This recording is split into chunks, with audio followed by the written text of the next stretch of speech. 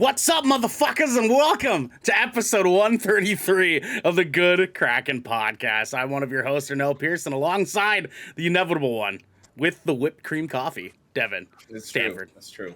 I had to treat myself today. It's great. It's delicious. Yeah, it's got caramel macchiato creamer in it too. Whoa, bougie baddie. Okay, I see you. All right, all right. Why caramel macchiato? Why'd you go with that one? Why? Was that just like the flavor for the week? Was that? Yeah, like I'll get like that hazelnut, peppermint mocha.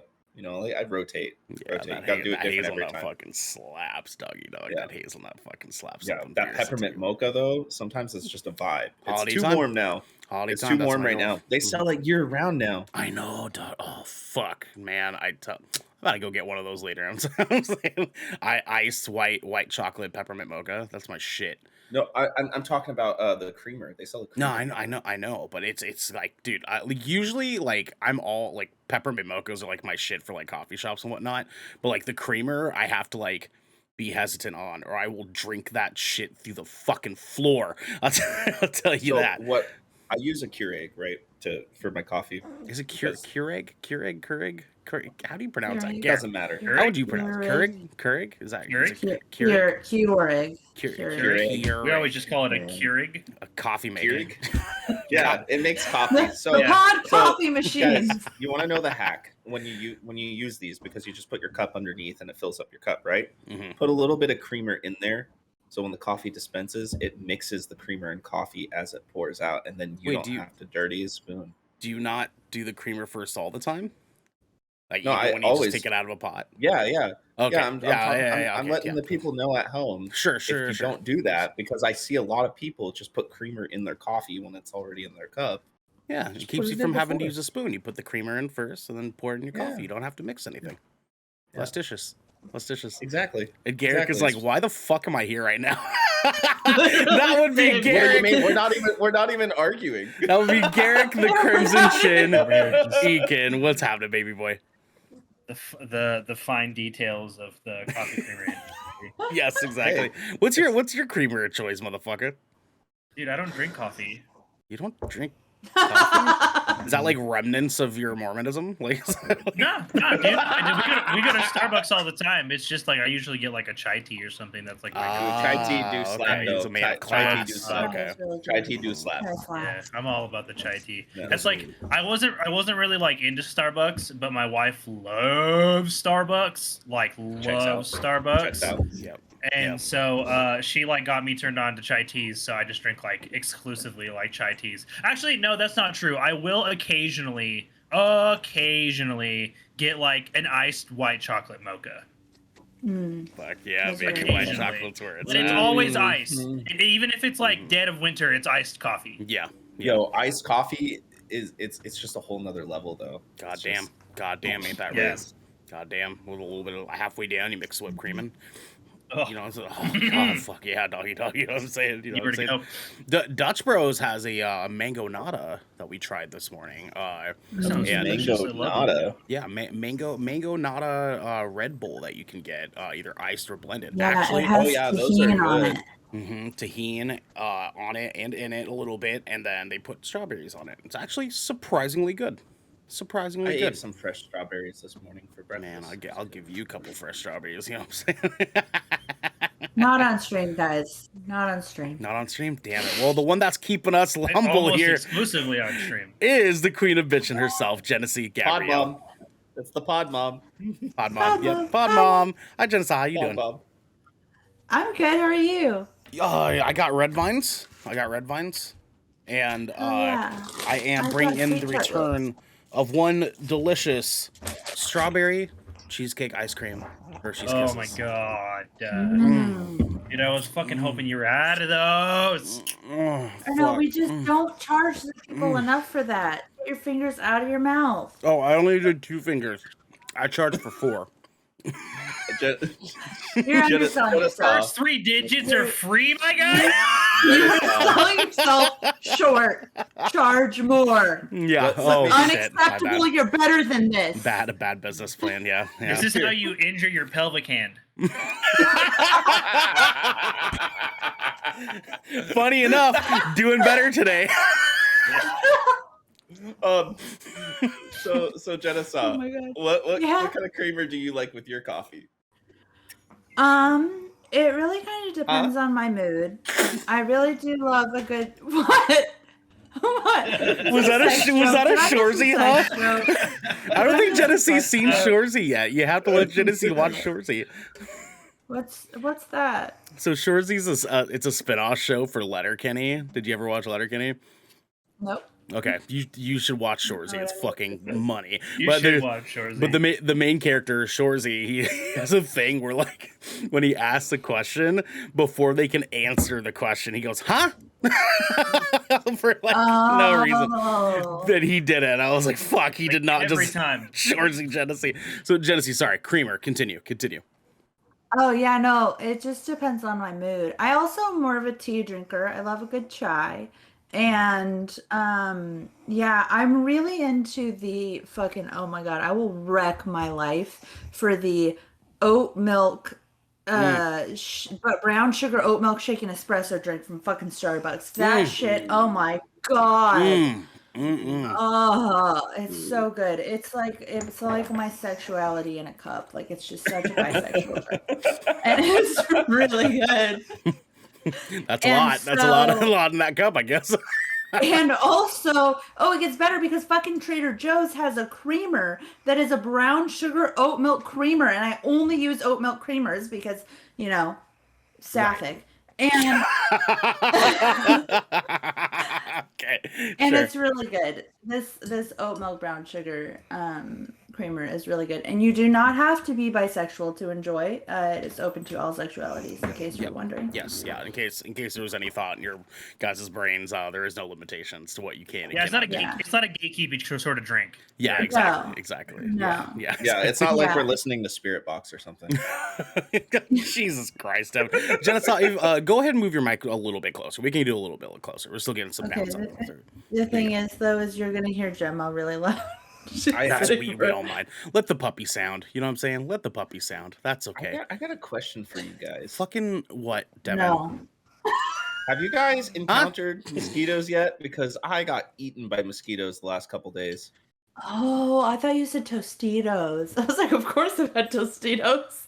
Oh, Xander in the chat. Well, we're not talking frozen pizzas today, because today we're talking walking the plank, disabled representation, love and thunder, and much, much more, because this is the Good Kraken podcast, your choice for all the nerdy video game and pop media news, reviews, and discussions that you want to hear, live every Tuesday at 7 p.m. and Saturday at 12 p.m. If you're riding this wave, you can head on over to our Discord channel, where you can submit questions and topics of the show, get exclusive post-show content, and have early access to episodes before they go live on podcasts and video services across the digital sea.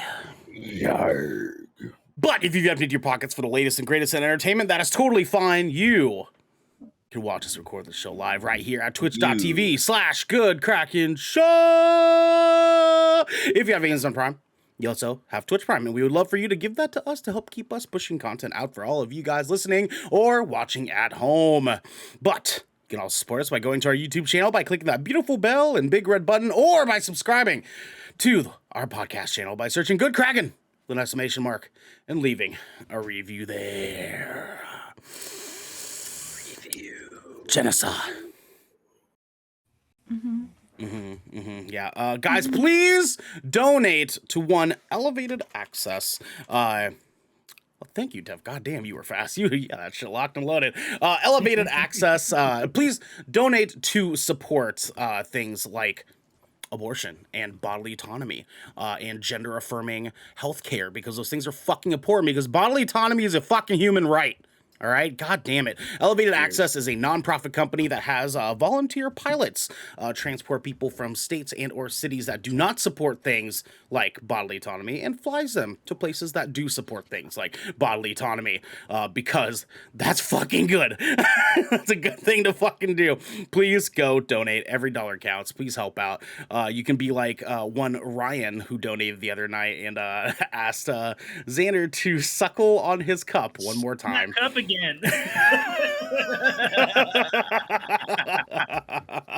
How does Suckle. one I don't want to know. You, Oh, he Genesee, didn't? you don't want the context of this. You really do not. I At don't. least not. Xander It doesn't suckled really on that help it cup like a actually at baba. all. At least not until tomorrow at 8 a.m. when the He's Shipwreck sipping Show tea again. goes live for the public on podcast and video services. that's when you can catch it there. Honestly, That was it. Listeners, if you're hearing this, you need to listen or watch that episode because Yeah, you it do. was Yeah, you do. it was It's, ridiculous. It's pretty bonkers. It's pretty bonkers. I'll tell One you of- what. I'll tell you what. Devin, what do we have for the people at home next? My friends, we are about to give you some news in the helm.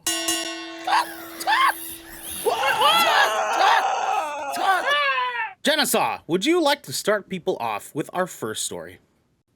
I would love to. Can Yes, you imagine you- if I said no? You're like, nah, Um, dude, no. Half expected it. Sign off. I'm out. I'm fucking out, dude. I'm gonna go eat my sweet Jill- parts and lay in bed. Literally. Say soup farts? Did I hear you say soup? Sweet No, tart. Oh. Sweet tarts. Because he Soup understands farts? me. Jesus Christ. Is that Just like awful. another Dude, name I for I fart? hate that I had a definition in my head for what a soup fart was. Like, I was ready to go. I was It's just just- like, okay. All right. I am going to Soup do farts, huh? I everyone can't. at home a favor and mute myself now while Genesee reads. Okay, I think that's a good call. Woo! Julius Ona sets as director for Captain America 4 from Matt Grober at Deadline. While the film's plot is being kept under wraps and a production start date has not yet been disclosed, we know Anthony Mackie will start in the feature as Sam Wilson, who assumed the mantle of Captain America in Disney Plus's series The Falcon and the Winter Soldier. Falcon's creator, Malcolm Spellman, wrote the script for the upcoming superhero pick with the show's staff writer, Dallin Musan. Ona is a Nigerian-American filmmaker best known for helming the Cloverfield Paradox and the 2019 neon drama Loose, based on J.C. Lee's play of the same name, which made its world premiere at the 2019 Sundance Film Festival and was nominated for 3 Independent Spirit Awards, including Best Director. He most recently co-wrote the Jean Mitchell Basquiat. Can someone help me? Basquiat? Basquiat. Basquiat Basquiat. biopic. Samo Lives, which has Luce's Harrison on board with, oh my God, on board to star as the titular artist, and will also direct and produce that pick for Endeavor Content, along with the college admissions thriller Bad Genius. Jesus Christ, that was a mouthful. Oh, jeez, Genesaw. I'm sorry. Sorry, guys. So, Sorry, Julius, everybody.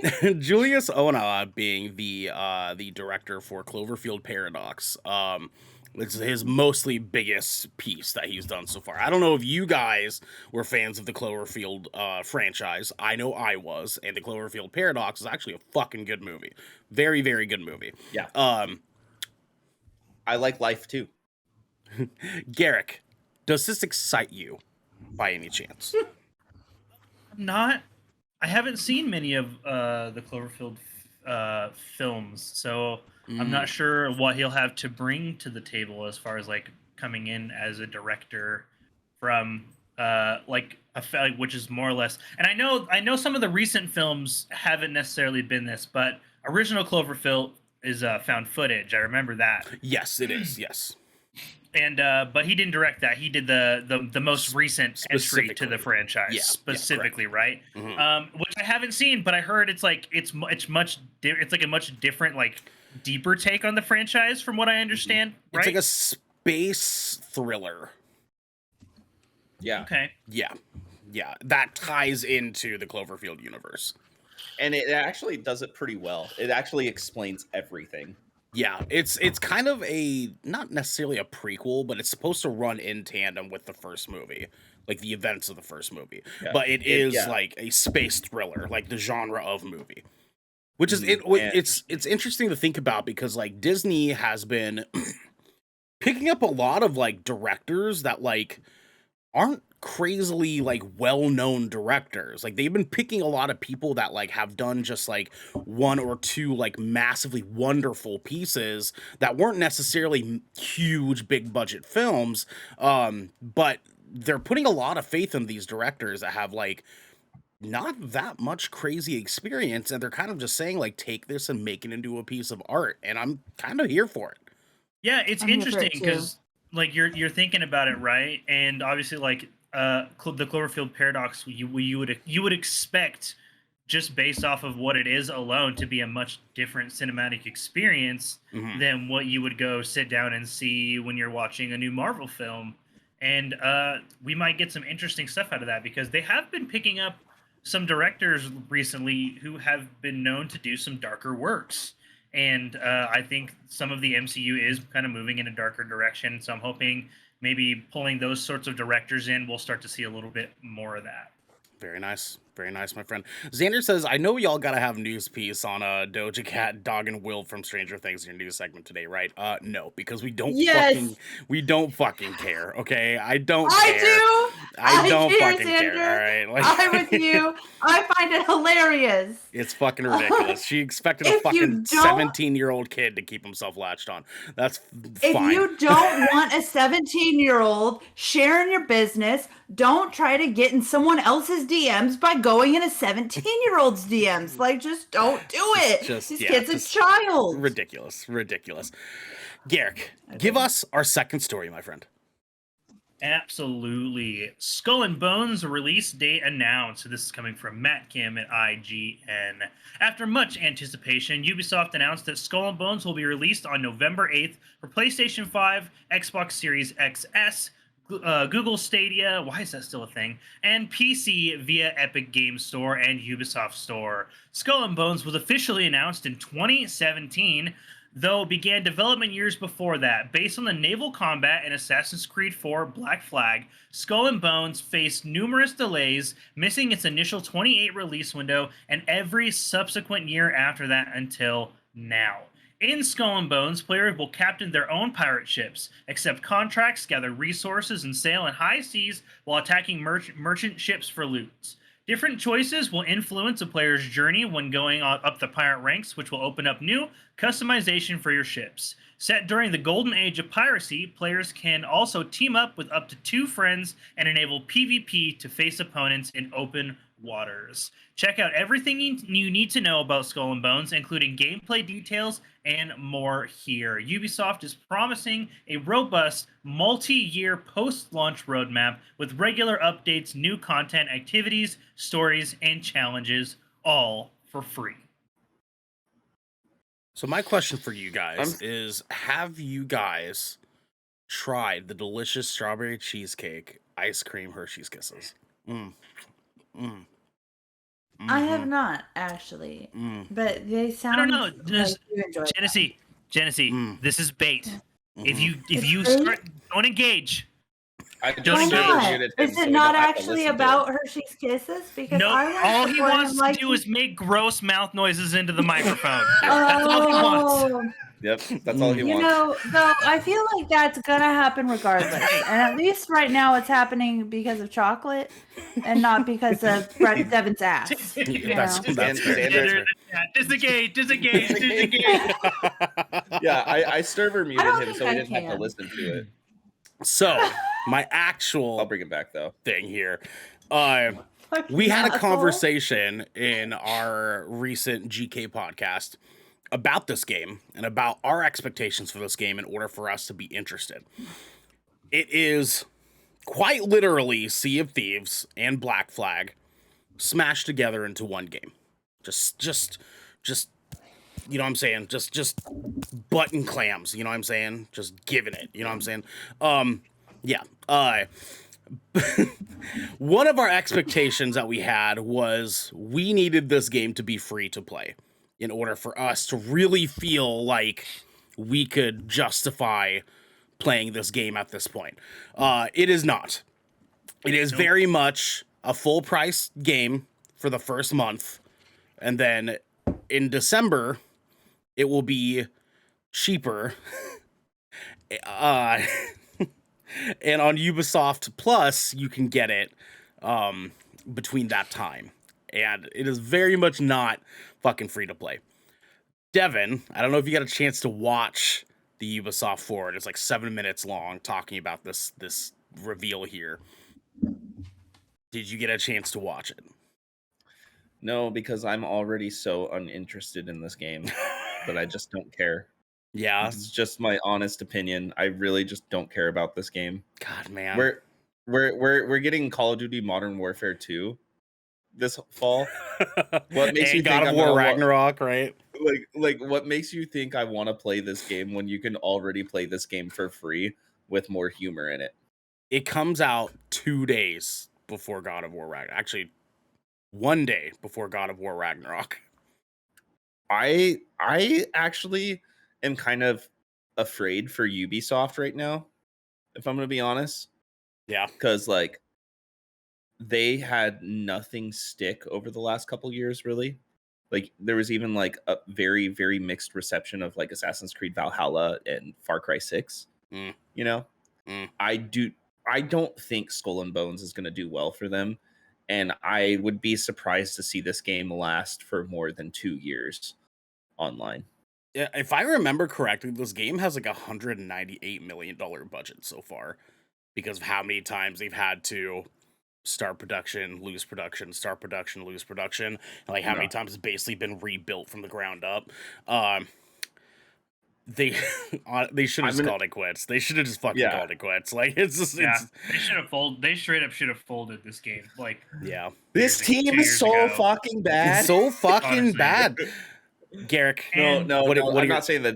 I just want to iterate. I don't think not the development team is not the development. That was a Shorzy reference, but I do just want to finish up this this thought real quick. Xander, slow down. But yeah, dude, I feel like we're gonna see a lot of changes in Ubisoft post launch of this game. I'm sure it'll be popular for like a month, maybe 2 months. But it's not going to be, I don't think it's going to be like record breaking numbers. I don't think it's going to be enough to recover that budget. You know, I just don't see that happening realistically in this climate, especially when, as gamers, the decline of number of people of gaming and hours of gaming has, it's been declining because, things have been opening up. People are going outside and doing things again. So it's not like it was, 2 years ago when people were getting record launches and stuff like that constantly. Yeah. Would you say it's not the same as it was by Harry Styles? Yes. Yeah. I'll give you that. Jesus Christ. You have no room to talk. Jesus Christ. Garrick, are you convinced? Are you going to spend money on this game?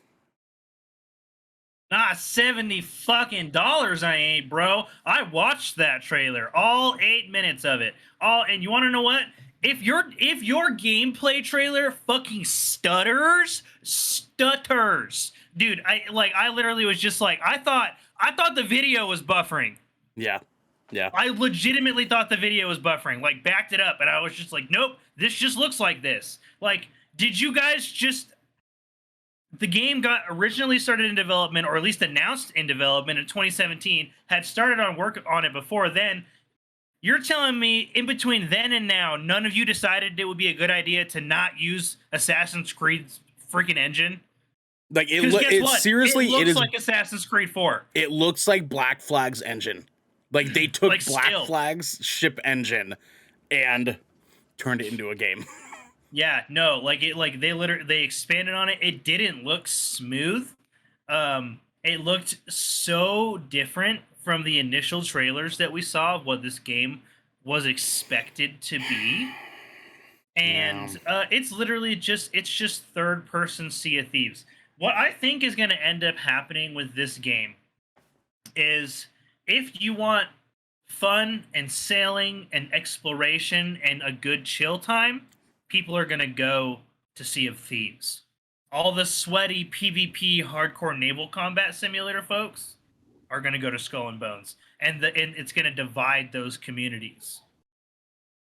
At least for the PvP action, because there's a PvP community in Sea of Thieves as well. But like, I will give them that like their naval combat, especially on the PvP end, looked way more involved than what Sea of Thieves has to offer. What's up, Devin? Thank you for raising your hand, by the way. This game is already out. It's called Atlas, and it's on Steam, and it's only $30. I like that. And you can play with more than just 2 of your friends. Yeah. God damn it, man. God damn it. I was saying, rooting for this game. I was rooting so hard for this game. I think we all were originally. I love pirates. I love naval combat. I really wanted this to be a success. I enjoyed the fact that it was based off of the Assassin's Creed Black Flag like naval combat back in the day. But like, you guys have had freaking 6 years to figure it the fuck out, and your game still looks like it was made in 2014. And like, this game will not be a success. The hype window has passed. It's gone. Very much so. What's up, Devin? Skull and Bones, you're a healthy scratch on the last place publisher in the industry. Hang them up. Jesus Christ. Ubisoft hasn't had a hit in years. Exactly. That's why I think there's going to be like a lot of changes happening in Ubisoft after this release, post-launch. I sure hope. I really, really do, dude. Like, Assassin's Creed, I think they're going to downsize. Infinity needs to blow us out of the fucking water when they announce that this fall. Like, it needs to blow us out of the water. Yeah, Jesus Christ. Devin, take our third story, my guy. Echo, Charlie Cox, and Vincent D'Onofrio to return to the MCU for Disney Plus series. This is coming from Maggie Bocella over at Collider. If there was ever a doubt that Matt Murdock was going to return to the MCU after the transfer of the Netflix's original Marvel series to Disney Plus, as well as Charlie Cox's brief appearance in Spider-Man No Way Home, toss those right out the window. The Hollywood Reporter has confirmed that Cox and Daredevil co-star Vincent D'Onofrio are both set to make their return to the MCU. D'Onofrio, sorry. MCU proper in Disney Plus's upcoming series Echo, which follows the titular deaf superheroine, words, what are they, played by Alaqua Cox, the adoptive daughter of D'Onofrio. Sorry. D'Onofrio. I don't know why I keep saying. I've never said his name wrong before, but I am right now. I know. It's okay. You're good. It's weird. Wilson Fisk and allied to Cox's Murdoch. Echo is set to premiere on Disney Plus in 2023, with production having begun back in May. Alongside Alaqua Cox and the 2 Daredevil alums, the series is also set to be a landmark production for the native representation in the MCU, also starring Devery Jacobs, Graham Greene, Chask Spencer, Tanto Cardinal, Cody Lightning, and Zahn McLaren. Plot details are being kept tightly under wraps, though with the return of Cox and D'Onofrio, the series is likely to draw inspiration from many of Echo's most iconic comics, where she teams up with Daredevil, another disabled superhero. Fucking let's go. I know this was so easy to predict. Like, we knew we were going to fucking get this, right? But let's go, dog. Give us Daredevil back. Yeah. Oh, shit. Also, we're supposed to get Daredevil and She-Hulk. Yes. Mm-hmm. Yeah. Yep. I'm not hyped for She-Hulk. I'm just gonna say it. That trailer looked awful. There's not a single awful cell in I'm my gonna body. Watch it. Oh yeah, we're all gonna watch it. Of course, we're gonna watch it. It's Marvel. I'm gonna have a very bitter, sweet taste in my mouth when I do. Watch it end up being good. I'm just gonna I'm gonna put it all off. I'm not gonna wait. I'm not gonna watch it as it comes out. I'm gonna wait until like 10 p.m. Get really fucking tired. Some ice cream and some cookies, maybe some wine. Some ice cream. I'm just gonna binge it all. Hershey's Kisses. Binge it all. Is that what you said? Don't worry, I got you guys. And then I'm just gonna binge. Don't mute him. Oh, fuck. It's his God-given right to make mouth noises into this microphone. So rich. But yeah, it's I'm so just just gonna kind of black out and watch it. But Echo, on the other hand, I can't fucking wait for Echo to come out. Can't fucking wait. Oh, same with Miss Marvel. I have been watching Miss Marvel the second that shit comes out. Oh yeah. Yeah, so I can't wait for the next episode. Oh yeah. Oh, it's the last one, right? Yeah, The the next finale. episode's the last The one, this finale. upcoming Wednesday. Yeah, dude. Oh my god, And this it last. comes out the night before my birthday. I'm not ready. I'm not Oh my ready. It's I'm a not ready. it's a good time to be a Marvel fan, though. Mhm. It is. It It sure is. is, and we'll be talking about it soon. But fucking A, dude, like this is good news. This is good news. Yeah. Echo's gonna fucking slap. We've talked about it before. The representation with her character is fucking phenomenal. And having And she's just phenomenal. That She doesn't- actress. she's never acted amazing. before this. She yeah, never and she acted didn't before. even. Go ahead. She didn't even want to. Yeah, at She first. didn't even want to. At first, she was hesitant. Yeah. Yeah. Yeah, people were Goddamn. like suggesting that she go out for this casting call, and like the first few times she was like, "Nah, it's Yeah. not my thing." And Yep. then I think that she like looked at the character and she was like, "Oh shit, maybe Yeah. I should. Maybe I should This fucking is do that." me." Yeah. Yeah. Wow. Maybe because I'm deaf and this character's deaf. Maybe that's actually fate happening right And before she's my actually eyes. missing a leg too.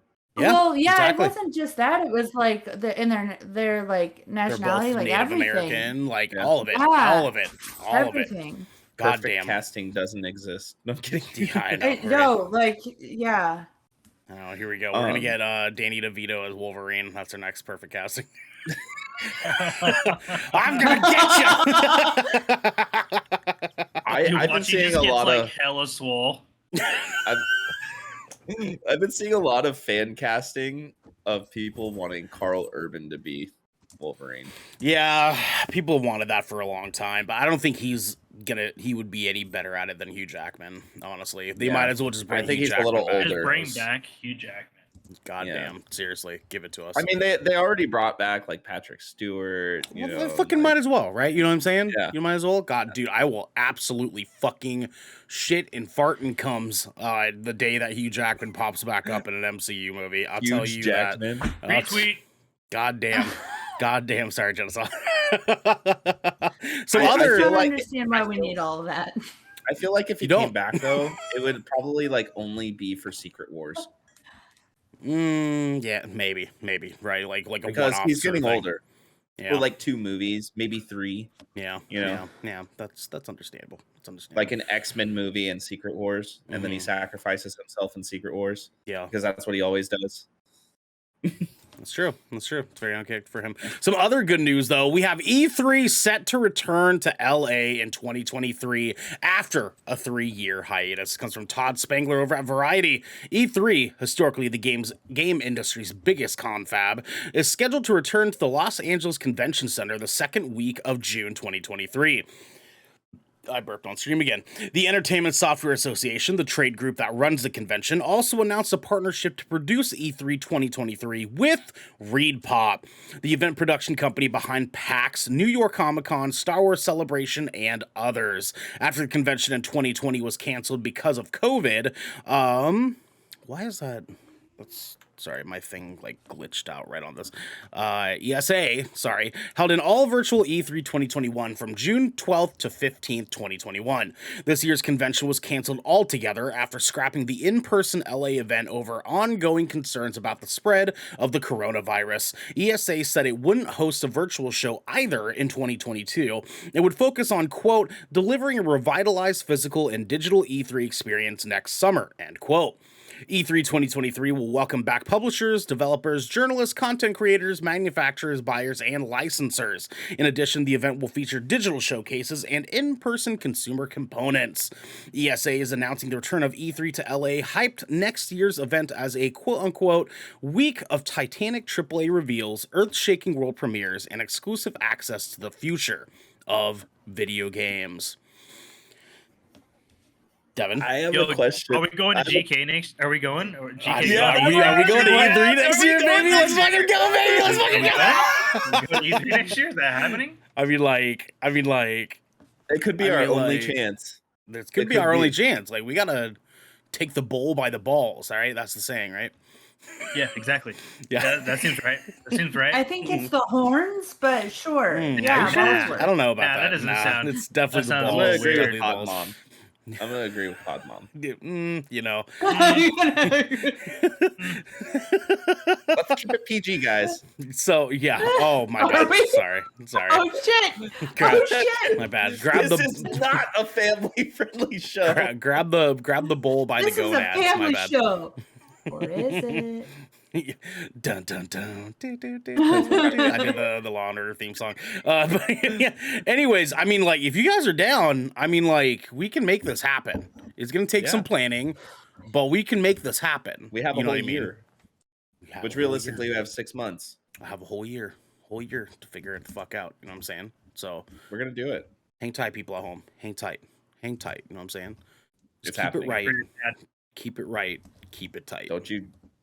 I thought you were gonna go another way with that, and I was like, I was gonna be like, don't do it. I mean, we all got it, right? Oh, that's you're not wrong. You're not wrong, dude. This could potentially be one, a lot of fun. Two, this being ran by the PAX people. Does this mean that E3 is going in that direction that we were talking about, where it's going to be different than what it was before? I think so. Yeah, dude, they had to. Like, this is how they survive. Yeah. And I do strictly remember us talking about like how they need to change into a different kind of convention, something similar to like PAX West or PAX East. Like right. I know. Right.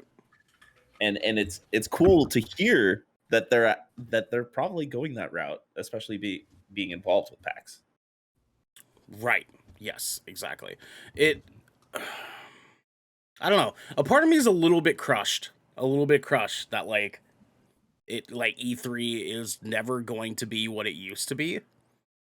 And like this is kind of like the proof of that. Like it's going to be more of a convention than it will be a presentation for games.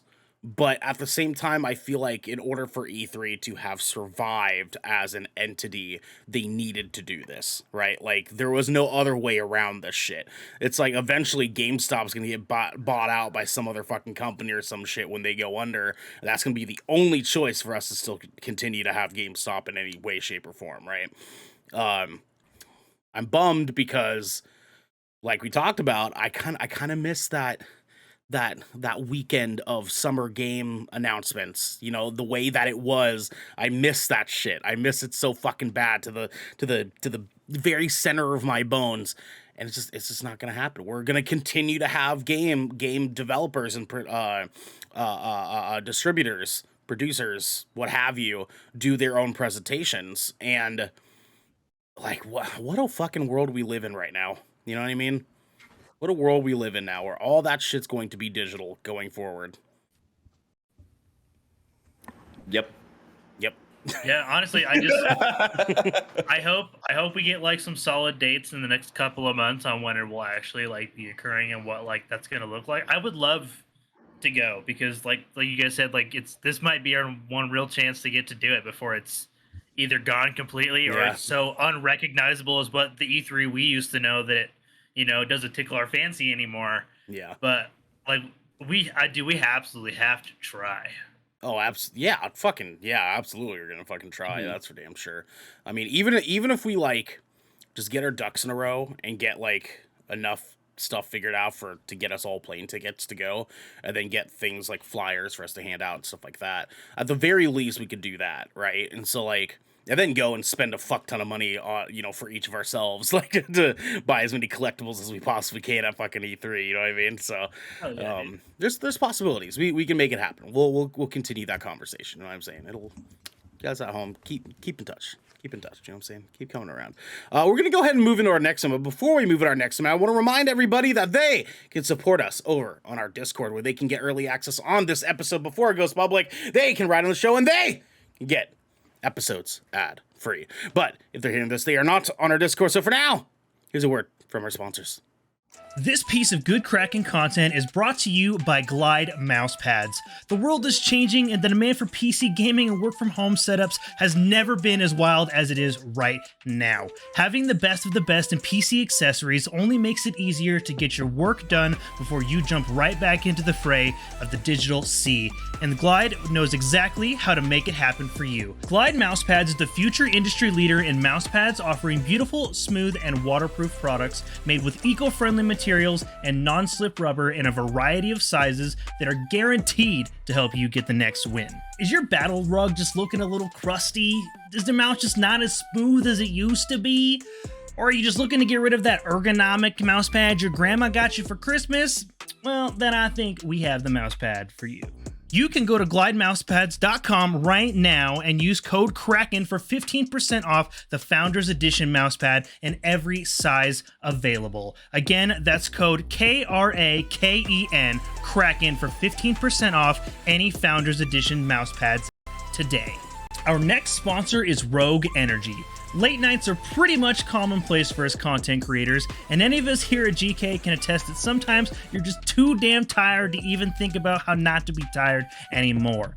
Lucky for us, though, Rogue has figured out how to give us those late nights and even earlier mornings the supercharge we all need. Rogue Energy is a low-calorie, no-sugar energy formula that is the perfect alternative to sugar-filled canned energy drinks and sodas. Every formula Rogue Energy produces is designed with optimal levels of high-quality ingredients and no chalky textures. Being the only gaming drink company in the world with 4 unique product lines to suit your task at hand, Rogue Energy strives to improve that in-game performance of gamers, streamers, and content creators everywhere. Look, I love this stuff. I've got 2 tubs at home right now. Your boy is drinking on some caramel vanilla latte in the mornings and sipping on some mango pineapple throughout the day. And if you are wondering how you can get these 2 dope flavors, well, I'm gonna tell you. You can head over to rogueenergy.com and use code GKRAKEN for 10% off your purchase on any shaker or formula tub of your choosing. That is GKRAKEN for 10% off any shaker or formula tub of you'd like. And now, back to your regularly scheduled Good Kraken content. Jesus, get enough noise going on. Me? As we come out. You know what I'm saying? Alright. Fucking good. Gentlemen, let's fucking do it. Fuck you too? Fuck you too? I love you, Jennifer. I love you, Jennifer. Fuck you too? Gentlemen All right. and Jennifer. All right, ladies, let's go. All right, ladies, let's fucking do it. Let's do this it. is Ernell. Are you gonna put it past him to poke the bear? Am I a bear now? You know, I don't Everybody identify has as a a bear. You're a You little were just teddy hitting bear. her with You're a all little those teddy bear. references to a show that she has not seen. Like, You're I just did that indirectly. you are a little teddy bear though. You are a little teddy bear. I'm a Think about- teddy bear. I feel- Well, I see, feel like- I heard bear, and I thought, you know, like Rawr. no, which like bear a are gay we bear. talking? Yeah, Duh. yeah, Like that's the what I was gonna obviously say. like I mean, a gay man. yeah, So yeah. don't think that I quite identify as that, but teddy bear could work. You are. I There feel. are female bears out there in the world. Just so you know. No, we're talking about gay We're bears. talking about gay bears. things, sweetie Hair- pie. big sweetie hairy, pie. I was gonna be big like, hairy it's gay men that homosexual. are that nothing look to do with it. Yeah, I know what tasty. you're They talking look about. tasty. You know what I'm saying? Are you sure? Genocide. I like every time I see you walk, you remind me of like a little kid wearing a teddy bear outfit when they're like 4 years old. You walk and it reminds me of that, and I'm like, oh, it's cute. It's cute. That's terrible. Look at it go. Look at it go. A 4-year-old and a Did you teddy just tell bear. her she couldn't walk like No, an I'm adult? saying she walks like a teddy bear, like a teddy bear would walk. It's like So, one of the worst things to tell a What's- grown woman or now. Devin, what are we doing next, my guy? I think of a toddler. You can't get out of this. You can't get out of this. That was so bad. Devin, what are we doing next for the people? Well, Ernell needs to protect his neck because we're going into the gallows. He's at Shit. fucking risk of being thrown overboard. That's fine. I'll take it. Thor Love and Thunder review, babies. Let's fucking talk about it. We saw it last night. It's a fucking good time, and we're here to give you all the fetch news and how we felt about it. Firstly, Thor Love and Thunder, released July 8th, 2022, directed by Taika Waititi, with a budget of $250 million and a box office so far of $148.9 million globally. Runtime of 1 hour and 59 minutes. And boy, it felt right. It felt right. That was a good time. You know what I'm saying? Just under 2 hours. We'll dive into that a little bit more. Some trivia for you guys. Christian Bale had initially turned down the possibility of appearing in any more comic book or superhero films after The Dark Knight Rises in 2012. seeing the genre as uninteresting from an acting perspective, and especially finding the experience of donning the Batman costume to be a miserable one. He agreed to take part in this film, however, after his kids begged him to take the role. Dad, please, you have to. God, please. Checks out. It does check out. If you have an opportunity to be in the MCU, you fucking take it. You know what I'm saying? Fucking take it. Chris Hemsworth, on his 8th time playing the character of Thor, achieved his biggest physique ever for this film, getting up to 105 kilos or 230 pounds for the role. Jesus Christ, that's so big. His longtime trainer Luke Zocchi said, quote, "He is in phenomenal nick. He's the biggest he has ever been. He's the heaviest he's ever been," end quote. This extent of musculature, required Hemsworth to eat at least 8 times a day during the entire duration of filming just to maintain all the muscle mass he had acquired. Oh my God. So just for reference, Dwayne the Crack Johnson, as we called him on the Shipwreck Show, he is about 240 pounds of almost pure, like he's like 7% like body fat percentage. Yeah, but he's single digits. Yeah, like it's redonkulous, and Chris Hemsworth is almost there. Like just pure 100% unadulterated man. You know what I'm saying? Just give me that.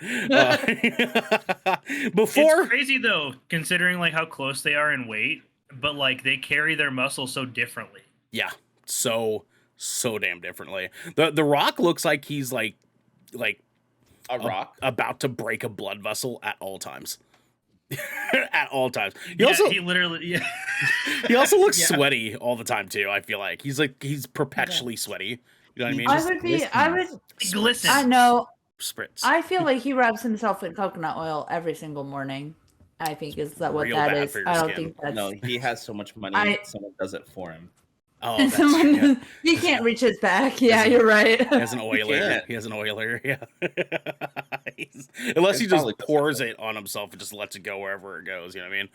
Like instead of a shower head, instead of a water tank. He doesn't have a water heater. He has an oil heater. He has a Becta tank of just coconut oil. Before filming began, the actors and director Taika Waititi were welcomed to country with a traditional smoking ceremony by the Gamay dancers from Gadagal, and Bidiagal, Jesus Christ, nations, who are the traditional owners of the lands in which Thor was filmed. There was also Maori Karakia from Te Aranganui at the ceremony. So, for anybody that doesn't know, Taika Waititi, with those ones, native Maori man, and very cool. The scene with all the gods, which again, no spoilers, had a Maori goddess specifically in it, and I went off for a second. I was super fucking stoked. My car is beaming right in my face. Jeez, fuck. Sorry, I don't know if you guys saw the light like right on my eye, and I was like, ugh. In the comics, Gore the God Butcher's powers are shared with the symbiote beings, Venom and Carnage, etc. The film has Gore get his powers from another source instead, as the symbiotes currently belong to Columbia Pictures, though one made it to the Marvel Cinematic Universe in Spider-Man No Way Home. So we did talk about this briefly in some of our past content of how we think they are going to canonize the fact that the Necro Sword is a symbiote, and they just said, nah. Yep. It's not. Nah. Not this time. Nah. Sorry, guys. And then here's a good one for me and Genesaw and all of our lovelies at home. After scenes showcasing Valkyrie's bisexuality were cut from Thor Ragnarok, Tessa Thompson and Taika Waititi assured disappointed fans that Valkyrie's bisexuality would be spotlighted, in Thor, Love and Thunder. Kevin Feige stating that she would be looking for her queen over the course of the movie, and Waititi stating that the quote-unquote love in the title didn't refer to Thor's relationship with Jane Foster. This led many fans to assume that Jane Foster would hook up with Valkyrie instead of Thor, which was further hyped when Natalie Portman coyly said the film was quote-unquote so gay when interviewed at the premiere. To the disappointment of those fans, however, Valkyrie's bisexuality being spotlighted only amounted to a few scenes simply stating that she was attracted to both men and women, and some mild ship tease between her and Jane Foster, who is mutually attracted to Thor, with Waititi and Thompson stating in interviews that they discussed but ultimately decided against giving her a love interest in Love and Thunder. The love, quote-unquote, in the title not referring to Thor and Jane's relationship was proven true, though not in the way fans assumed Waititi's statement implied. They did have some moments that were pretty gay, though. I was pretty excited about it. I honestly, like, for Marvel, this film was really gay. It was pretty gay. Yeah, it was pretty gay. I especially think, like, I've been really critical of, I am fairly critical of movies and shows, like, having gay representation, because oftentimes it's like really lame, and it's like, honey, you mentioned that people are gay, and like not in like a way that actual gay people mention that they're gay, you know? Right. Whereas this movie very much felt like it felt very authentic to a queer experience. And especially like when we talk about, like, it wasn't just gay in terms of like having gay representation, but like superhero movies, and well, not movies, superhero like comic books are very queer pieces of media because of the way that they talk about relationships, and because of the way that they talk about like different identities that people have, not just sexual identities, but like subversive identities, right? That's why comic books are such amazing, like, queer pieces of content, is because they actively work to challenge status quos and challenge societal norms and stuff like that. Right. And Thor: Love and Thunder to me felt like it was starting to do that. Yeah, it felt okay to me, and I feel like there's definitely some conversations people have had prior to the movie coming out. We're talking about queer baiting. For at home that doesn't know, is when a big company or something in media tries to act like it's like really representative of homosexuality when it's not, and using that to make money, which I'm sure like could be a conversation that could be had. I do not think that was the case with this movie, and I'm sure we will get into it at some point or another. I do want to point out that Tessa Thompson's Valkyrie being what I like to call feral gay was probably my favorite fucking thing. One, because feral gay is my favorite kind of gay, and two, her moment where she was like, we're on the same team. Wink, wink. Oh, yes. And he just was not picking up on it. And I was like, oh, dude. Audibly shrieked. I was like, yes! I was like, that's fucking gold. That's fucking gold. Anyways. That wasn't even the gayest moment of the movie. It wasn't, good. But it was fucking gold. It was so good.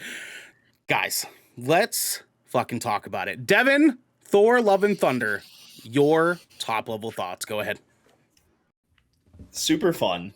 Immediately it starts off with comedy, and what do you expect with Taika at the helm, right? And Chris Hemsworth and everything. The movie was a ride. It went to a lot of different places. There were a few moments where I felt like the movie was going pretty fast, but I think I've noticed like a pattern, but the difference between like Silver Screen and Disney Plus like series is I feel like Disney Plus series, they kind of like drag on a little bit for like the first half where it's like really slow, and then it picks up. And then I feel like the movies are just go lately. It kind of feels like that with the last few movies we've seen. If I may. Yeah. I do agree. I think that there's a weird balance that's like they're trying to reach for, because there's so many people that complain about the character development episodes of the first like 3 episodes of the Disney Plus shows. And a lot of the movies are like, pre-established characters, sure. But like there's a lot of people that complained about a slower pace in, say, Eternals, for example. And I'm wondering like when they're going to find that balance again. Because it's been a really long time, right? Since it's felt like it wasn't rushed, right? Yeah. It has been. And I think a lot of that has to do with them because they said they didn't know exactly where they were going to go, really, like when they were doing all these movies. And I think what we're seeing is a lot of them trying to figure out what their next big story arc is entirely. Sure. And that's why it feels like it's kind of rushed, because we know that with all these movies they've done over the last year, that there's been a ton of rewrites, there's been a ton of reshoots and stuff like that, and they've been changing things a lot to make sure that everything, coincides together. Yeah. And you Anyways. can kind of feel that in this movie too, but just a little bit, not like a whole lot. I will say, this movie definitely sits apart from everything else that we have seen recently when it comes to MCU. It's very much its own thing, its own storyline, and it doesn't really have anything to do with the whole multiversal saga thing that we've seen. Very minimal. Very minimal. Yeah, like extremely minimal. Anyways, continue. But Chris Hemsworth is Thor. Chris Hemsworth is always going to be Thor. We're talking about perfect casting, with Echo and everything earlier. Chris Hemsworth is a perfect Thor, in my opinion. I think he hits it. And I like the comedic Thor more than the brutal, like, kill everything Thor that you saw in a lot of the early comics. I do. It's good. It's good. It's a good route. I thought the CGI was really good in this movie, though, especially with like the shadow monsters and stuff like that. And the movie was way more violent than I thought it was going to be, which really fits the theme of gore like very well. So I'm really glad that they kept that in there, because it almost had like the movie was like 50% lighthearted and bright and vibrant, and 50% of the movie was extremely dark and desolate. Which kind of almost made it feel tied in to Multiverse of Madness in a way for me. So it was good seeing it after that. But I think people should see this movie. It's a fun movie.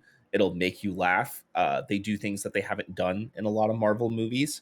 And there's some really surprising shock factor things as well that happen. But I know that one moment about midway through the movie when that thing happened, all of us were like, oh, it was him. Yep. Okay. Yep. Okay. Yep. Goddamn. I can't wait to see what that holds for the future. As we know, as we know, that's going to be pretty epic. But definitely everybody should go see this movie. I think so. It's 100% worth your time. It's a fun movie. You'll laugh at it. You'll enjoy it. And it is an experience. Make sure you go to a nice big theater with really comfy seats and good sound. Oh, yeah. Garrick, top level thoughts. Go ahead. Lost is literally the first word that comes to mind when I watched this film. I literally felt like the writing was like just as lost as Thor was supposed to be, like all film long. I really kind of struggled with this as a Marvel entry, especially like coming off of the coattails of Ragnarok and comparing it to the other Thor titles. This was fun. It was an enjoyable movie. I liked it. I thought it was wildly inconsistent tonally, and that really messed me up. While I was trying to watch it, I felt like, I struggled with it because I loved the jokes in it and I loved the dark bits, but I never felt like it ever met any sort of like median with itself. I just felt like it would flip flop to hot and cold in between scenes. And like it just felt like the contrast with like the film's direction felt so stark at moments that like it felt like some of the storyline should have been almost independent of themselves, and like this should have been two movies. I felt like kind of on its own, because I felt like there was some moments with, I felt like Jane Foster's character had a lot more story to tell than what we got. I agree with that. And that was like my biggest thing, and it left me like a little bummed, I guess. But it was on the flip side, I loved Thor's character development. Like it's nice to be able to get like to see him like kind of struggle as like a person, because he hasn't really had the opportunity to do that yet as a hero in the MCU. All of his struggles have been like really physical, for the most part, like because he's spent so much of his life like living in this loop of like him versus Loki and him versus Loki, and now that that's not a thing anymore, he's just like, I don't know. And you know, his people are scattered and his planet is gone. He has like everything that he ever known is basically gone, and he's having to like relearn his purpose as like a hero and as a god. And so that was like the most interesting part about it, like for like, as I really loved Thor's like his individual struggle and what that meant for his character in the future. And then the highlight of the film for me was absolutely Christian Bale's performance as Gore the God Butcher. Like he just So good. we all know Christian Bale has chops. Everybody knows he's got chops. We knew he was going to deliver. I just wasn't quite sure how hard he was going to deliver on this, and he really he Went set the hard. expectation in such a way that the visual appearance differences came through in his energy of the character. In his physical manifestation of it. Yeah, right? he didn't need to look like comic book Gore because he channeled it so well Yeah. that it made up for everything that you might have been a visual discrepancy. Because his I noticed when he got his difference in body language and just overall how he was portraying that character changed immediately when he got the sword. And you could just not just on his body paint and his artwork on him or anything like that, but he went from this sort of whimpering, sad being that was begging to a god, and the sword got into his hand, that thing happened, and then it just he had this stoic, angry, solid stone look on his face when it slow panned towards him after that happened, and I was like, oh, Christian fucking Bale is back, baby. Just fucking give it to me. Yeah, Devin, go ahead. I love the emphasis they did on his teeth and his eyes and the way that he moves through the shadows too. God, he just so anyways. eerie. Garrett, continue. But yeah, no, that was more or less kind of what I thought. It was just, I just want people to know that this is a good entry to the Marvel franchise. It really is. It's just after having, I felt this just didn't quite hit some of the marks coming off of the wild, ridiculous, fun ride that was Multiverse of Madness.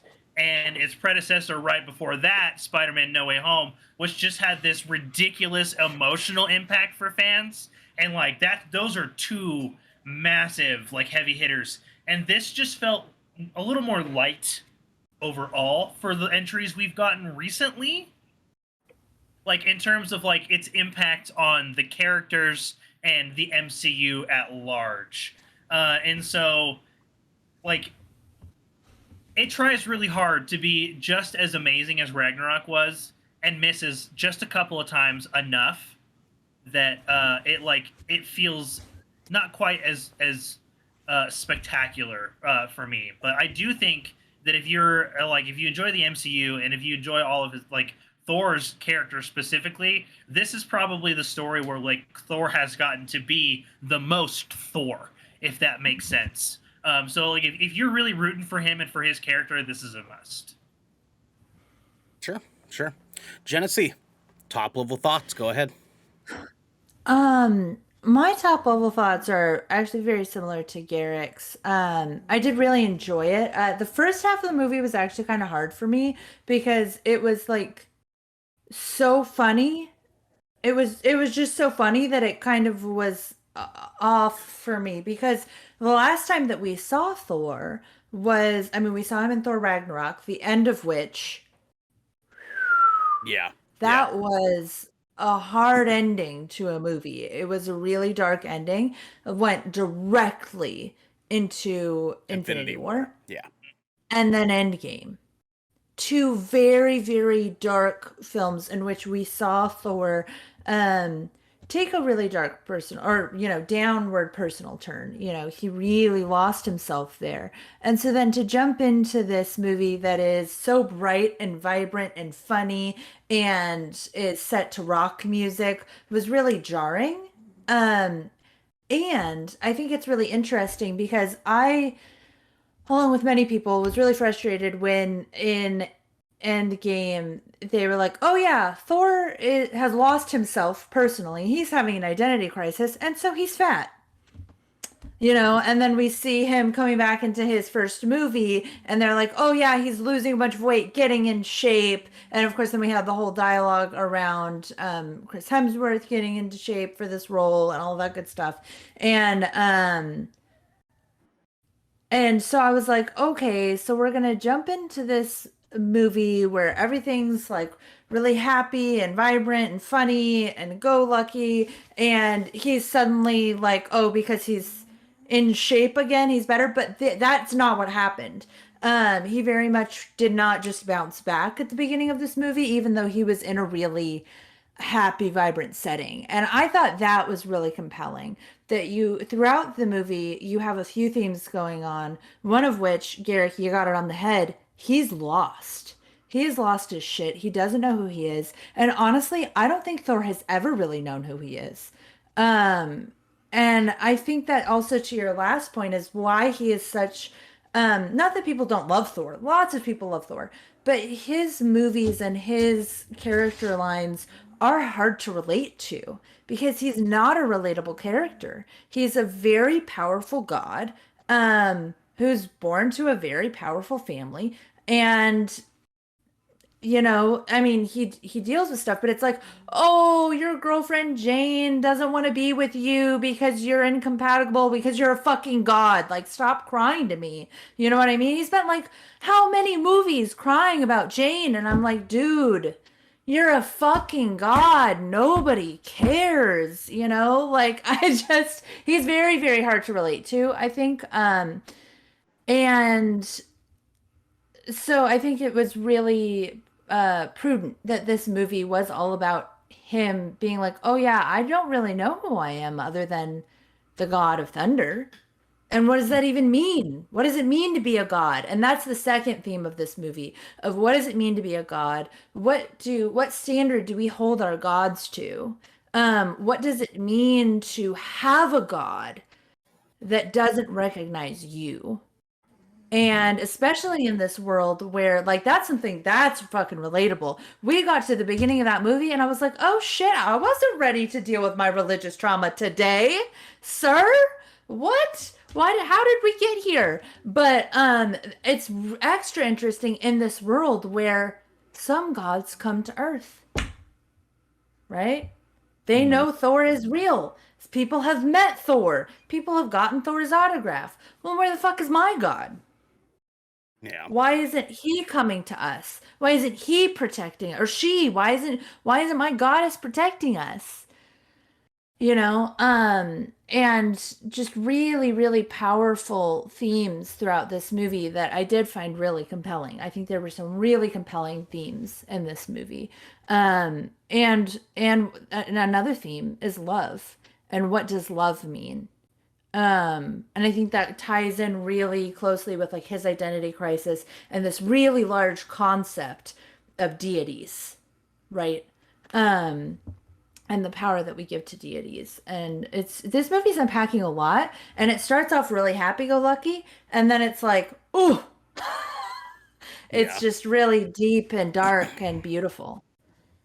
Yeah. I definitely agree. Yeah, that's for sure. I think that I'm kind of in the same boat with a lot of you. This movie was fun, and it was fine. I think my biggest complaints really that I have with it is sort of actually funny enough the things that Xander was worried about. I feel like that this movie was funny to a fault. It had moments that were great, that were fucking hilarious. Those screaming goats, man. That shit took me out God. the entire goddamn... Like, I was fucking losing my shit over those goats the entire fucking movie, dude. Every goddamn time. I I don't know. It felt like Taika Waititi was trying very, very hard to deliver a first Marvel romantic comedy. And because of such, it falls short on all of the important things that we need from a Marvel movie. And being one, Gore, the God Butcher, who definitely carries this entire movie. He is easily, if not the best villain we've gotten in the MCU so far, the second best to maybe Thanos. And he was just incredible. His reasons for being a villain were excellent. His portrayal of that character was excellent. He is actually horrifying in the same way that Thanos is horrifying. And like, go ahead, Garrick. I see you. Yeah, go ahead. There is no way he didn't actually scare the shit out of those children in those scenes. Like, there's no way, dude. I was just like, there was probably some real fear there. Like he portrays Gore the God Butcher in such a way that like felt so powerful because he was so fucked up. Like they made this character so good for the MCU and did not give us enough of him. And that was such a letdown for me going into this movie that I was like, they really got to find a balance here between the comedy that they're trying to have Thor have and the seriousness that they need to have in order to justify such a good villain in this film.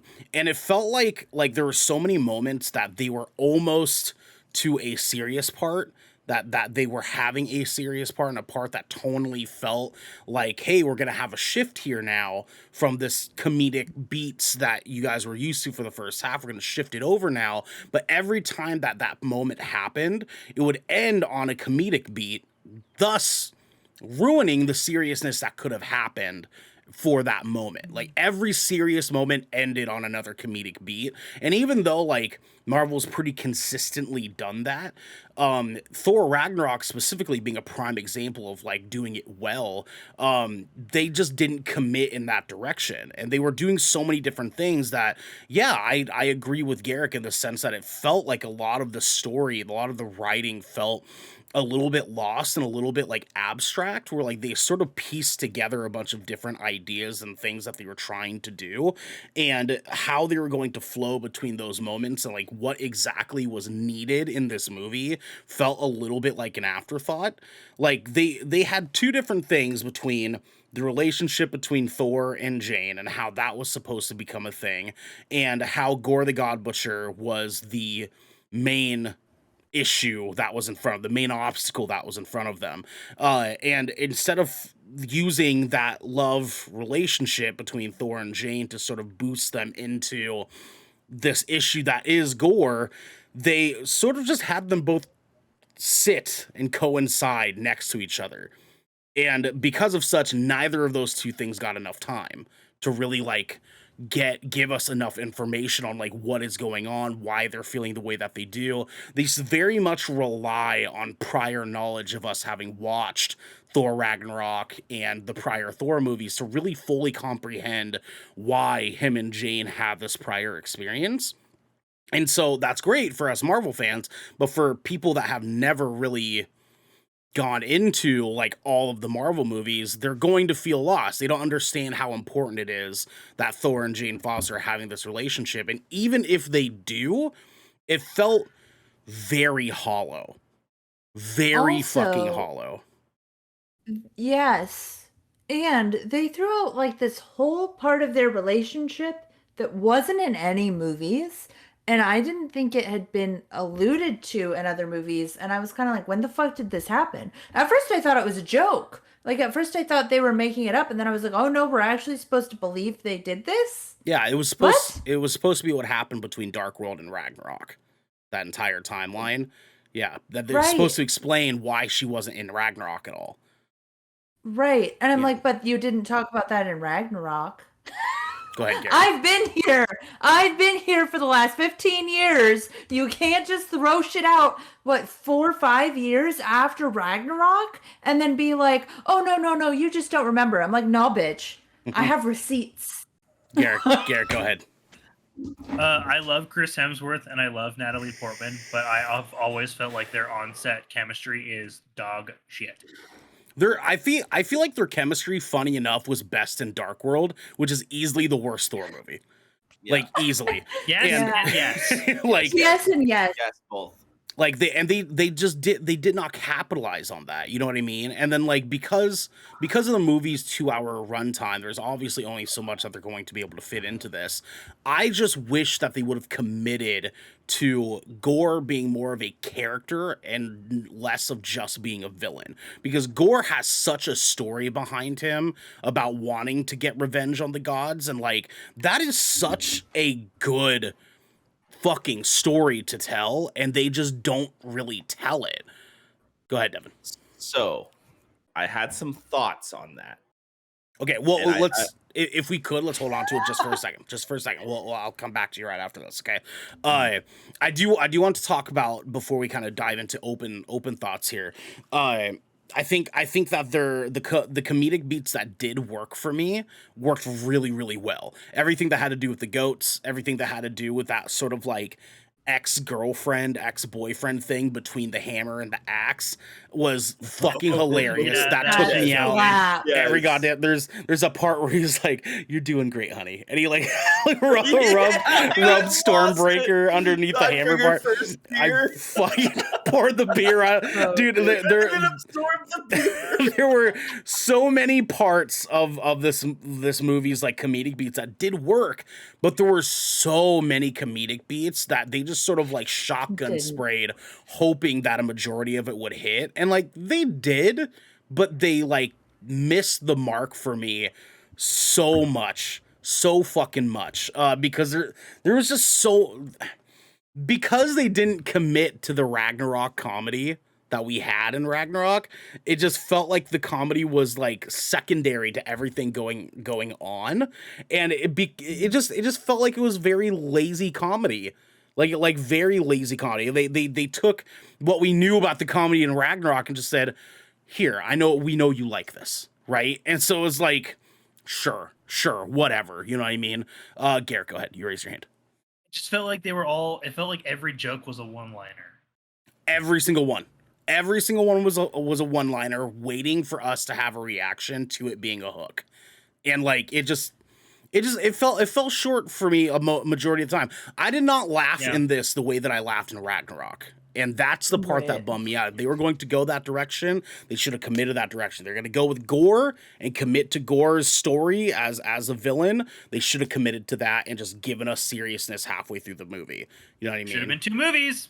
Devin, go ahead. I agree. Should have been 2 movies. Would have loved.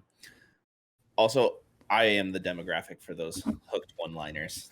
I love that shit personally. Sure, and I usually wouldn't mind the hooked one-liners, because that's what a lot of the comedy is in Marvel. A lot of it is that. But the jokes in this rely so much on the jokes that they already told in Ragnarok. No. And like, so all the new jokes, like the hammer and the axe thing, the screamy goats and stuff, were new, and those felt right. Those felt okay. But because we already sort of like are leaning on that comedy, the jokes that they told in Ragnarok, a majority of it, I was like, I've already heard this. Like, I don't need any more of this. Janice, go ahead, and then we'll move on to Devin. Yeah, well, I think that, like, especially, it's not just that they were one-liners, but like some of the plot points were jokes. Like Olympus. Well, We were so Omnipotent hyped. City. It was Omnipotent City. It wasn't. Oh, it wasn't Omnipotent Olympus. City. Yeah, it's Okay, it's a place in the comics. trailer. In the trailer, we thought it was Olympus, but Because yeah. Zeus, So right. yeah. Omnipotent City. We were so hyped for that from the trailer, and that really let me down. Omnipotent City was not. It didn't need to be a plot point. It was not interesting. It didn't. It added hardly anything to the story, and Well, it was just a joke. It was just one big joke. Russell Crowe as Zeus honestly sort of felt like they were just trying to find a way to explain how they get Zeus's bolt. And even Zeus's bolt sort of felt unnecessary in this movie to me. Go ahead. Yeah. And this will make more sense in the future. I solely think that all of that was to set up another plot for another movie. Okay, sure, Yeah. sure. I think And- that's what it was. And we can see his usefulness in the post-credit scene of this movie, right? Mhm. Which we will talk about off stream because we're doing the spoiler free. Oh yeah. There is some cool stuff to be had there. Not cool enough that I think I'm sold. It kind of hit for me the same way it hit as Harry Styles being Thanos' cousin. Being revealed in Eternals, it hit the same way Brother. there for me, where I was like, sure, you know what I mean. I guess Yeah. we'll see when we see it. Like I'm not that You stoked don't on have it the way that taste, and Yeah. that's okay. I Yeah. wasn't have to. not stoked because it's Harry Styles. I was not stoked Uh-huh. because I don't need a story about Thanos' cousin. Like I Brother. just don't. But it's brother, not- brother, my it's- bad, brother. I don't. Star Fox. I don't Okay, it's fine. care. I It's don't okay to be care. I wrong. don't care It's about Star okay to be Fox. You wrong. understand? Star Fox It's is actually a Harry very, Styles as Star Fox. Yes. and very important in the galactic storyline. He is, but they introduce him in such a way that I was like, okay, like that should have been a massive fucking reveal. That should have been a massive reveal, but instead they have Harry Styles just walk They into also the room. introduced Adam Warlock the same way with Yeah, and that fucking sucked too. they I should think have. Bernal couple of, just like, the doesn't like backstory reveals post-credit like that. scene reveals. I would have liked That's all. Adam Warlock coming out of the tank and starting to fucking glow gold. That's what I would have fucking liked for Adam Warlock. Him doing something fucking cool, but instead they just showed him in a fucking tank. Anyways, Devin, you Yeah, raise and your. we still haven't even had anything. We will Guardians send. 3. Yeah, we will Guardians send. 3. We will send. Okay. Devin, you raised your hand earlier.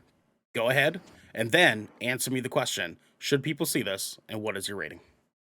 I was gonna say with the storyline of if you're familiar with the comics, Gore goes around and kills a bunch of gods, right? Yeah. This is very hypothetical, but with them not showing as much as they could have in that aspect, I feel like this gives us more opportunity, especially with Disney Plus, for something to happen as well. I mean, Because he's getting a lot of buzz as Gore the God Butcher, like critically. sure. And even if it was just like a mini series, like or like a one-off like Disney Plus thing, granted it is Christian Bale, so it's unlikely because he's probably going to be like, no, Yeah, you know what I mean. Yeah, But like I'm just saying there's that opportunity for more content to come in way, more storytelling and stuff like that. they did show enough, and again, we're not going to get into it because spoilers, but they did show some things that are like super fucking hype for what the future is going to be, and that's kind of like they show a couple symbolic things in this, and I was like, oh fuck, dude, like that's gonna smack in like 8 movies from now. But anyways, Devin, should people? That. What was it? It might be sooner than that. Maybe, We got yeah. next, right? What was that? Quantum Mania. Quantum, the yeah, next? yeah, it is. Be sooner than you think. It might be. It might be that might be how they explain going in. Devin, should people see this, and what is your rating? If you like Thor as a character, definitely, because I felt like this movie had development for Thor, and you got to see like his personal grievances that he deals with even more so. Like we saw a lot of it in Ragnarok because he lost everything, right? And we saw him carry that through Infinity War and Endgame. I felt like this was a good true sequel to Endgame. If anything, I kind of wish this movie came out sooner in that aspect, because of how it doesn't really relate to the other movies that we've talked about that probably almost hurt its reception a little bit. Like I feel like That's if this movie came out before the last few entries in the MCU, I feel like it would have been received a little better. Sure. Okay. But I give this movie a solid 7.5. Okay. All right. Garrick, should people see this, and what is your rating? Yeah, I think if you're like if you're a Marvel fan, like if you've kept up with everything since now, there's absolutely no reason not to go see it. I don't think you necessarily have to do yourself the disservice of cramming yourself into a full theater the first couple of weekends to go see it. But you should see it in theaters. Yeah. But maybe don't subject yourself to the unwashed masses during these strange times for this film. Maybe wait a week or two. But yeah, go see it. It's just it'll feel a little weird coming off of the coattails of the last 2 films we've seen. But it's a great Thor film. I give it a 7. All right, Genesee, should people see this, and what's your rating? So first of all, I want to say, because the title is Love and Thunder, and like your comments on the rom-comminess of it, I have never been interested in the romances of Marvel characters. Well, not no, very, very rarely. It Outside really of like takes a good Wanda romance and to me. Vision, right? Yeah. WandaVision and Spider-Man and Zendaya's MJ is really good. They're also Okay. their chemistry is off the fucking charts because they're an IRL couple and they're just adorable together. Yeah. But like, other than that, I'm not rooting for many MCU couples. I really don't care. Yeah. That being, and that's true in this movie. I'm not rooting for Thor and Jane, and the love component of Thor Love and Thunder is really good, and it doesn't get really good until the very end of the movie, and it's just like, fuck me up. So that really did it for me. The ending of the movie really did it for me, really brought me home. So I would absolutely recommend it. I would definitely like wait to like make your judgments until the end of the movie, because when I was like halfway through, I was like, this is kind of like a non-substance funny movie. And then we got to the end and I was like, oh my God, why did I ever think that thought? Yeah. You know? Yeah. I'd give it like an 8.5. I really enjoyed it. All right. I'm doing the tallies here. Okay. Yeah, I think people should definitely see it. I agree with Garrick. I don't think you necessarily need to go see it right away. But definitely see it in theaters. It is a visual spectacle. Not as much as say Thor Ragnarok, which was visually stunning, had those like 8 scenes that are the most beautiful fucking shots in Marvel ever. It does have some moments that look really, really good, and I think it has a decent story to tell. If there's any reason to watch this movie, would be because Christian Bale's Gore the God Butcher. I think he was so incredible that like that alone is worth letting yourself see this movie. My thing is that I feel like this movie falls really, really short in my expectations of like what I wanted from coming off of Taika Waititi's Thor Ragnarok, coming into another Taika Waititi Thor story. And I don't think I'm going to watch this again anytime soon. I think I'll probably wait until we do our rewatch of Marvel content for, review stuff at some point or another. I don't think I'm going to remember much about this movie before then, outside of maybe the shadow world that Gore the God Butcher fought them on. That was like black and white, because that part was fucking cool. That part was really, really fucking cool. It's like that in the last 30 minutes.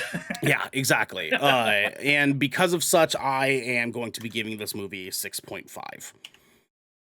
And that means officially this movie has a 7.5 coming from Good Kraken. Xander says, I'm just extremely disappointed in the handling of such an impactful storyline from the comics. I mean, it's that storyline from the comics is kind of just a bridgeway to other things. I mean, like sure, it was impactful, but like, I mean, it was more so a bridge. You know what I mean? Anyways, guys, let's talk about our schedule for next week. Tuesday, we have Good Kraken podcast. We are doing an indie episode. I made the decision for us. We're gonna be talking all about some of our favorite indie games, some of the best indie games that we felt that we've ever played. We want to spotlight some of that indie content after coming off of the PlayStation Indie Showcase that they did this past week. There's some fun things for us to talk about here, and it is going to be so much fun. That's going to be 7 p.m. Pacific time right over here at twitch.tv/Good Kraken Show. On Wednesday, we have our final stream for The Quarry. That is going to be with me, yours truly, doing the final 4 chapters of The Quarry with you guys. We are right there at the very, very end, and it is coming up juicy. Hopefully those chapters aren't as long as chapter 7, because Jesus fuck, that shit dragged on long. And then Thursday we have the Shipwreck Show live recording. We're gonna be doing that next Thursday, 7 p.m. Pacific time, right here at twitch.tv/Good Kraken Show. And maybe because last time we had some people that are like, hey, let me do this. we might just let our chat be open chat. You know what I'm saying? Like, we might just like let you guys have that. You know what I'm saying? Like, if we were that not enough people would come in and like want to hang out with us, but apparently the Shipwreck Show live has been a great fucking success. So let's fucking get it. And then let's keep going, yo. And then next Friday, we have another episode of Splash Damage, our multiplayer gameplay stream, where we will be playing the new map for Evil Dead, the game. Let's we will be. fucking do it, boys. I'm so excited. Let's fucking go. And then finally, next Saturday, another Good Kraken podcast where we will finally be doing Stranger Things Season 4 review. We got to talk about it.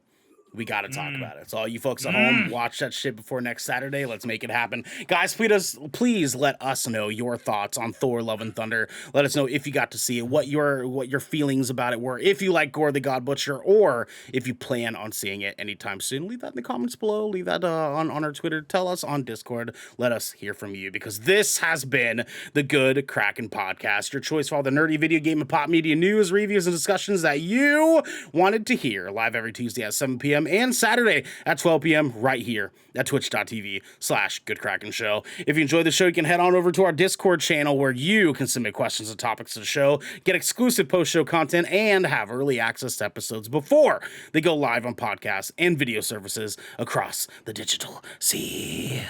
Yarg. You can also support us by going to our YouTube channel by clicking the beautiful bell and big red button, or by subscribing to our podcast channel by searching Good Kraken with an exclamation mark and leaving a review there. We're gonna go talk spoilers with each other in Discord for a few minutes before we get on out of here. But until next time, my friends, be good to each other. Bye. Bye.